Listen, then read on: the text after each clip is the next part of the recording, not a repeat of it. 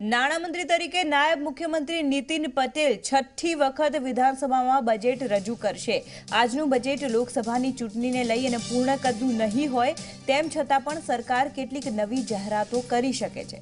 ચૂંટણીના કારણે લેખાનુદાન રજૂ થશે, જેમાં 4 મહિનાનો ખર્ચ મૂકવામાં આવશે અને આ લેખાનુદાન પર 2 દિવસ ચર્ચા થશે અને ત્યારબાદ 21મી ફેબ્રુઆરીએ લેખાનુદાન ઉપર મતદાન કરવામાં આવશે। દેશભરમાં રોજગારીનો પ્રશ્ન છે ત્યારે રાજ્ય સરકાર રોજગારીલક્ષી મહત્વની જાહેરાત કરી શકે છે।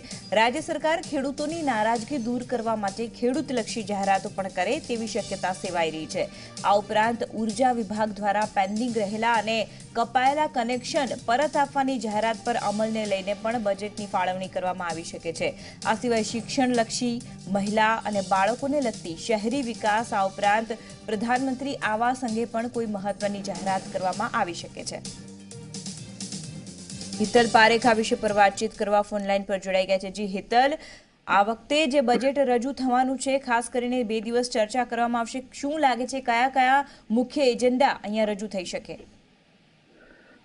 જી નુપુર, ખાસ કરીને જણાવી દઉં કે લેખાનુદાન બજેટ છે। સ્વાભાવિક છે કે લોકસભા ચૂંટણી હવે માથા પર છે, ત્યારે એ પરિપ્રેક્ષમાં સીધી રીતે જોવા જઈએ તો બની શકે કે આ બજેટમાં જે પૂરક ખર્ચની જે વાત છે એ ખર્ચને મંજૂરી માગવામાં આવશે 4 મહિનાના, સાથે સાથે પ્રજા ઉપયોગી યોજના પણ જાહેર કરવામાં આવે। જે પ્રકારે ગુજરાતમાં ખેડૂતોનો પ્રશ્ન છે અને ખેડૂતોની આત્મહત્યા થઈ રહી છે, ત્યારે ક્યાંક ને ક્યાંક જોવા જઈએ તો રાજ્ય સરકાર અને નાણાપ્રધાનનો પ્રયત્ન હશે કે એ પ્રકારે ખેડૂતોને સંતોષ આપવો, સાથે સાથે યુવાનો, બેરોજગાર યુવાનો છે તેમને પણ ક્યાંક ને ક્યાંક સંતોષ આપવાનો તેમનો પ્રયત્ન હશે।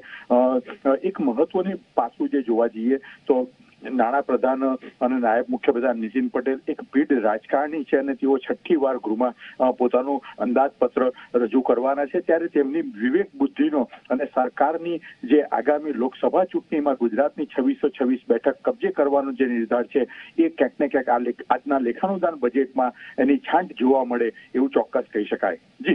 જી બિલકુલ, આભાર હિતલ સમગ્ર માહિતી બદલ। તો નીતિન પટેલ કે જેઓ આ છઠ્ઠી વખત બજેટ રજૂ કરશે તેની અસર સીધી ચૂંટણીમાં દેખાશે, પરંતુ લાગી રહ્યું છે કે જે પ્રકારે કેન્દ્રમાં ખેડૂતોને સંતોષ આપવાનો પ્રયત્ન કરાયો છે તેવી જ રીતે આ બજેટમાં પણ ખેડૂતોને સૌથી વધારે ફાયદો થાય તેવી શક્યતાઓ, આ સાથે રોજગારીનો પ્રશ્ન પણ આ બજેટમાં મુખ્ય છે।